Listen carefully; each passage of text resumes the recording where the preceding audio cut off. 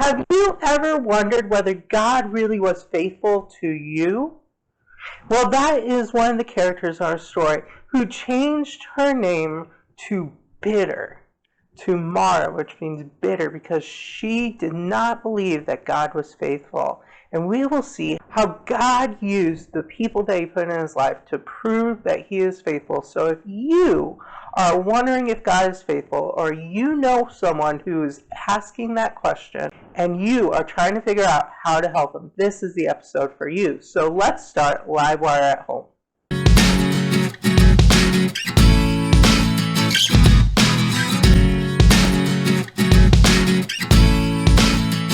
There are 3 things that you need to know about Livewire at Home. The first is that this was designed for families. So kids, go get your parents and bring them along. Second, there are games and crafts. So remember, pause the video, take part of the games, do the crafts, sing the songs. This will really enhance your experience. And third, please like, comment, and share this video.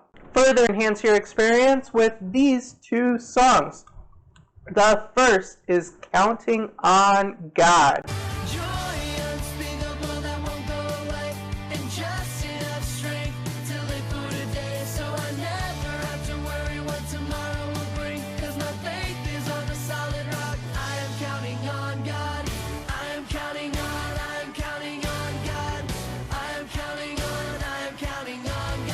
The second is My Faith is in You. My faith is in you. I know that you are true. I believe when I can't see. You are real. No matter what I feel, there's proof, no mystery. My faith is in you. Let's start things off with a new weekly Bringing the Hope Challenge. This week's Bringing the Hope Challenge is to get some essential groceries or supplies for a neighbor in need. So when you go to the store, pick up a couple extra essentials and drop them off at your neighbor. Take a picture of what you get and post it and comment with that picture, or post it using the hashtag Bringing the Hope. Every post is going to be worth 1,000 points and put you in the drawing for a $10 gift card to a local business. So you don't want to miss that. Hey, I want to know who is your best friend. Comment below with the name of your best friend.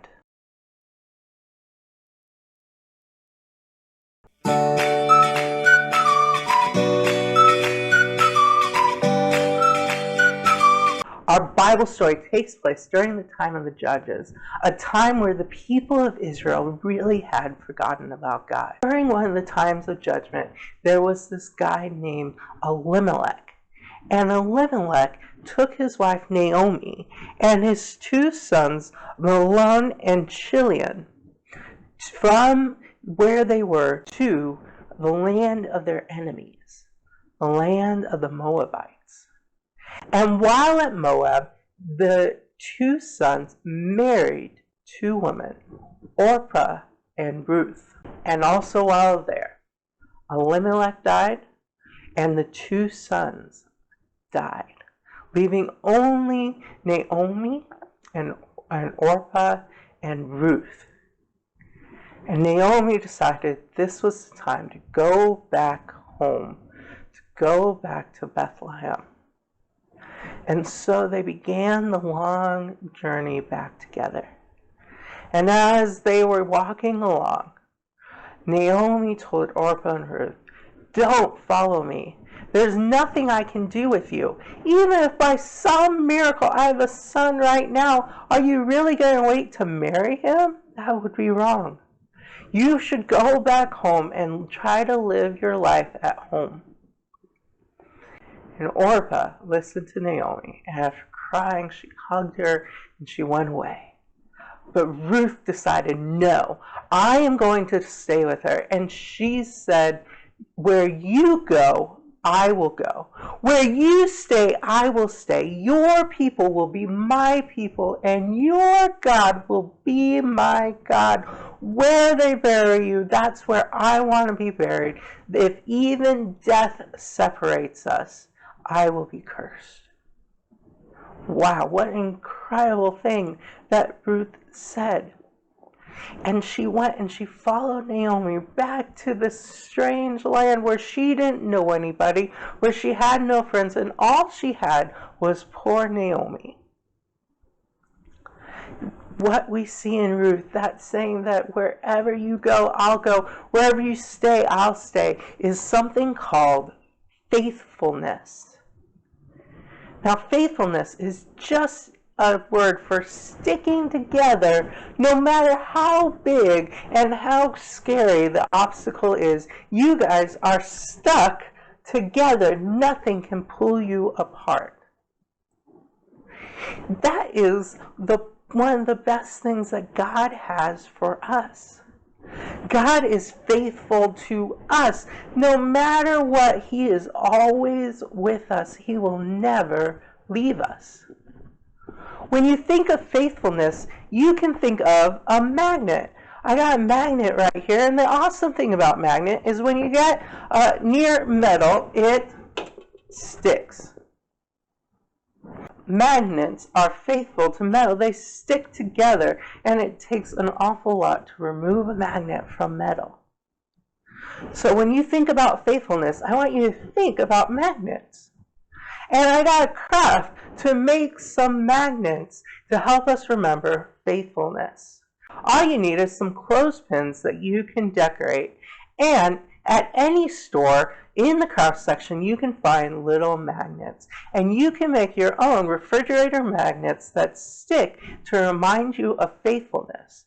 When Ruth and Naomi got back to Bethlehem, got back to Naomi's own hometown, where Ruth had never been, where she knew no one except Naomi. Some of Naomi's friends recognized her and came up to her and said, "Wow, Naomi, you're back." But Naomi said, "No, I am no longer Naomi. You can call me Mara, because I am bitter. I am horrible. What happened to me while I was gone was horrible." And Naomi, now Mara, just went back to her place and sat there depressed. But Ruth knew that she had to help.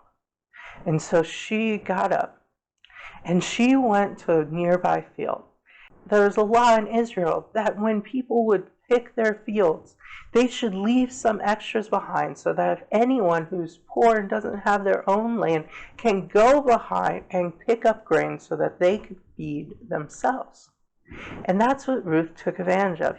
She went and she followed behind and she the workers and she picked grain for herself.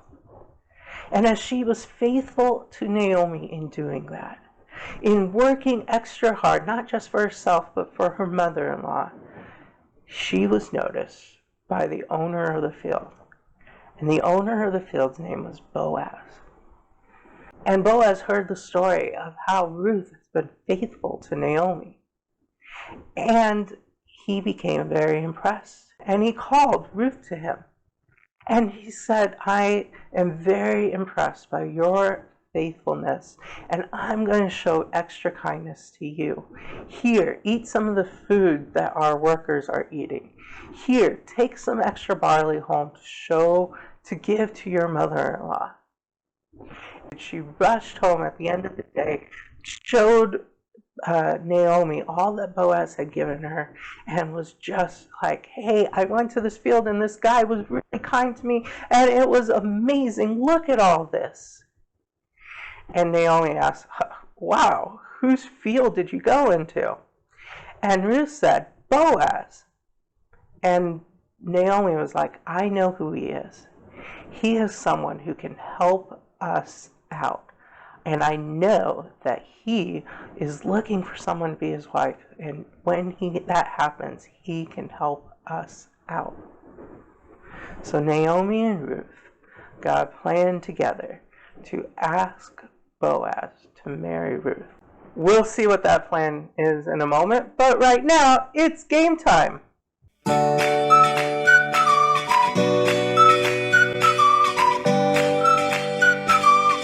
Our game is all about dynamic duos. Dynamic duos are people or things that make a great pair. And since we're talking about faithfulness and friendship, what better way to see some of the great people and things that go together, that stick together well. So here's what it's going to do. I got the things in my hat, 10 suggestions right here, and I'm going to pick them up randomly, and I'm going to give you 3 clues to figure it out.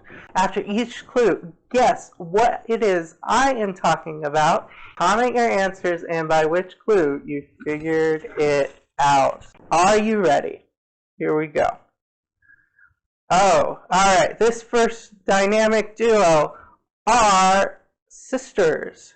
They're 2 sisters. That's clue number 1. Clue number 2. They have a friend named Olaf. And clue number 3, let it go, let it go. All right, let's see, can you figure out, did you figure out that I was talking about Elsa and Anna? I bet you did. All right, do you not want me to ever sing Let It Go again? I bet that you want that too. All right, let's see. All right, here's the second one. These 2 things are lights. These 2 things are in our solar system.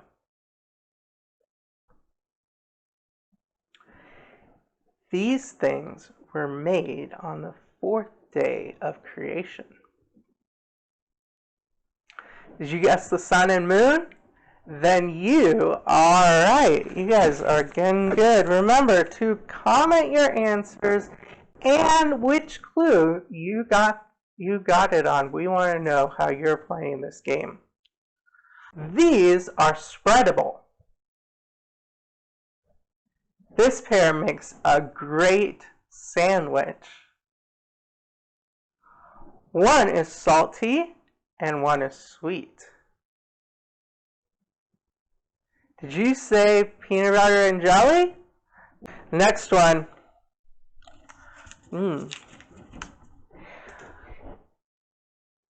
This answer is very elementary. One of them is a famous detective.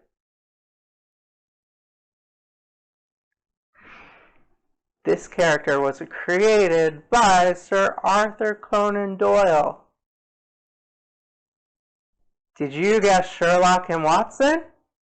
Then you'd be right. Way to go. Remember, comment your answers and by which clue you figured it out. Holy fun times! This game is amazing! The Dark Knight and his friend. He has a butler named Alfred. Did you guess Batman and Robin? Wow, way to go. You guys are going good. Alright. Let's see. Ooh. This is a quarterback and a wide receiver. They play for the Atlanta Falcons.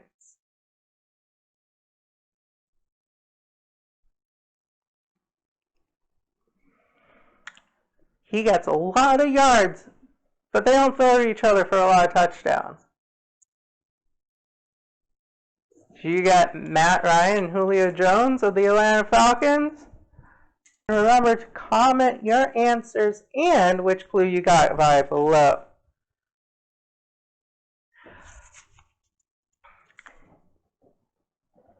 They are toys, child playthings. They are stars in 4 movies. To infinity and beyond. Did you get Woody and Buzz Lightyear from Toy Story? I bet you did. You guys are awesome. Let's get back to our Bible story.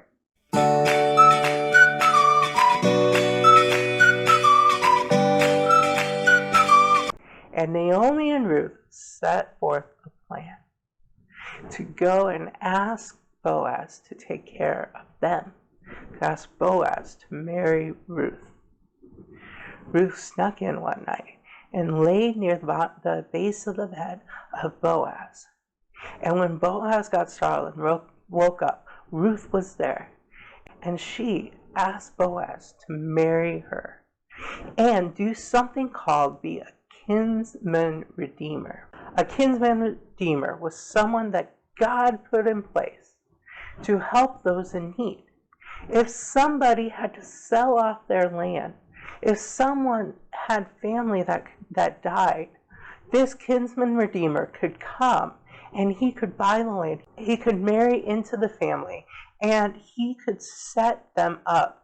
So he could save them. He could give them back their land so that they could continue doing well and continue to provide for themselves. The kinsman redeemer would often save people from slavery. So Boaz took up the mantle. He became the kinsman redeemer. He saved Naomi. He married Ruth. And together they had a child. And that child's name was Obed. And Obed had a son. And that son's name was Jesse. And Jesse had a son. And that son's name was David. And David became the king of Israel. And David's great-great-great-great-grandchild was Jesus, who became the Savior of the world. Ruth, a foreigner, someone who was an enemy of Israel, is now, because she showed faithfulness, a great-great-grandparent, an ancestor of Jesus himself. And at the end of this, when Naomi saw Obed, she began rejoicing. And she said, I am no longer bitter and depressed, but I am happy. You can call me Naomi again, because God has shown that he loves me. See, God had, at the very beginning, put in place ways to show that he was going to still be faithful. He was still going to be with Naomi even when things were hard.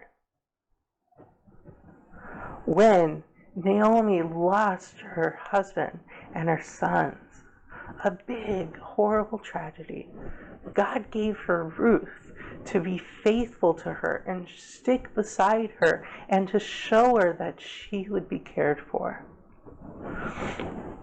When she came back bitter and depressed, God gave her Boaz, who provided generously to Ruth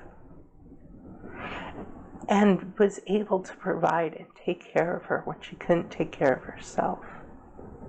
When Naomi did not trust God anymore, God used the command that he had written hundreds of years before to provide a way to take care of her, to save her in her biggest need, and give her grandchildren and great-grandchildren that would carry on her name, that would carry on the family.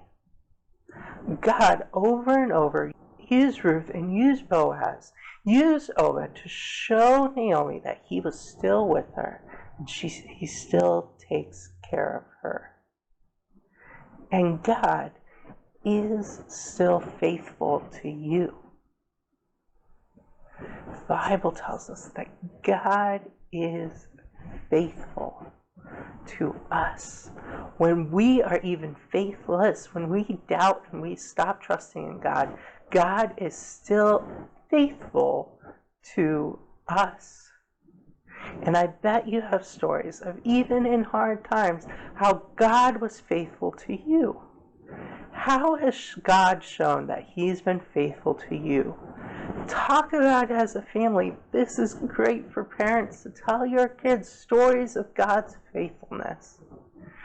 Talk about it as a family and comment with your best stories below.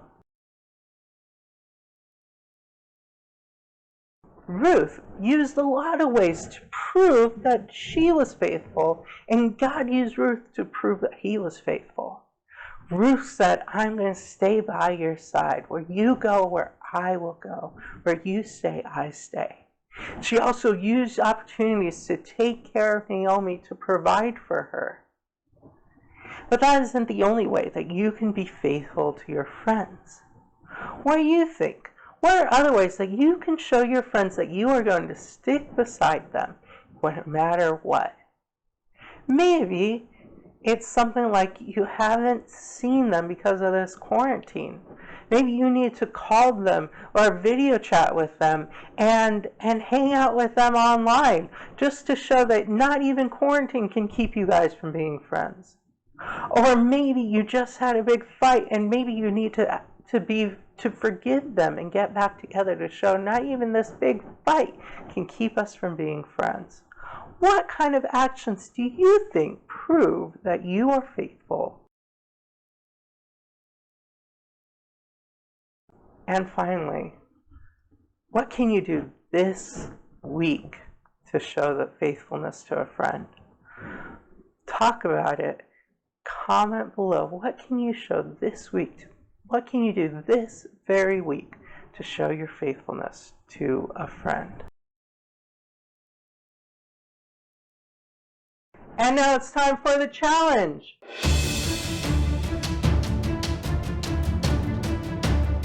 You have 96,500 points. Way to go, guys. You are awesome. Well, what happens when we get to 100,000 points? That's right. A big bucket of ice water gets dumped on my head. So how do we earn more points? Well, the first is to memorize our memory verse. Our memory verse this week is John 3:16 and 17. It says, "For God so loved the world that he gave his only Son, that whoever believes in him will not perish, but have everlasting life. For God did not send his Son into the world to condemn the world, but so the world through him might be saved." That's John 3:16 and 17. Let's practice that together. Let's say it as fast as we can. Let's see how fast we can say it. Are you ready? Here we go. "For God so loved the world that he gave his only Son, that whoever believes in him will not perish but have everlasting life. For God did not send his Son into the world to condemn the world, but so the world through him might be saved." Wow, that was pretty fast. But I think we can do it faster. So everyone stand up with me.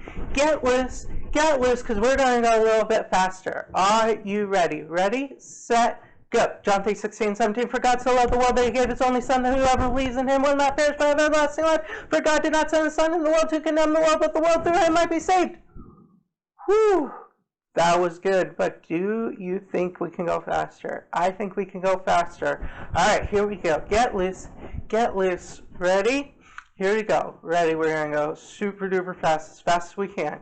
On your mark, get set, go. "For God so loved the world that he gave his only Son, whoever believes in him will not perish but have everlasting life. For God did not send his Son into the world to condemn the world, but the world through him might be saved." Woo! Good job. Way to go.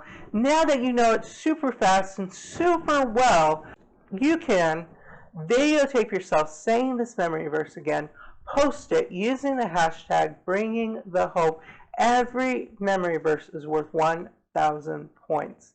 The second way to earn points is Julie's Challenge. Julie's Challenge is something like the Apostles' Creed. So videotape yourself saying the Apostles' Creed and post it using the hashtag #BringingTheHope, and that is worth 2,000 points. The third way is to share this video on Facebook. Every share on Facebook is worth 5,000 points. So remember to share this video. And fourth is our weekly Bring the Hope Challenge. This week's Bring the Hope Challenge is to buy some groceries to a family in need. Drop those groceries off. You can post a picture of what you bought and use the and put it in the comments, or send it to me, or post it using the hashtag #BringingTheHope. That is worth 1,000 points and be put in a drawing for a $10 gift card to a local business here. That is going to be great. So this Wednesday At 5 o'clock, we are going to have a Zoom party for all of us, a way to celebrate the end of Wednesday nights. Even though it didn't end the way we'd want it, it is a great thing. A lot of your teachers will be there doing some fun things. So this Wednesday at 5 o'clock, please join us. Next week, our next episode, we'll continue looking at the Wonder Woman of the Bible. We're going to look at Mary, Jesus' mother, and see God's faithfulness to Mary. Have a great week.